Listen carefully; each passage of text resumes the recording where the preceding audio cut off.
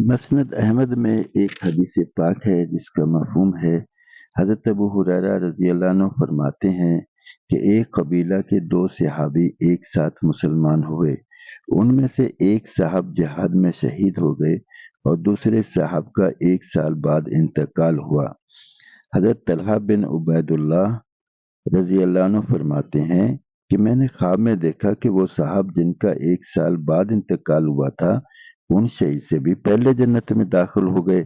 تو مجھے بڑا تعجب ہوا کہ شہید کا درجہ تو بہت اونچا ہے، وہ پہلے جنت میں داخل ہوتے۔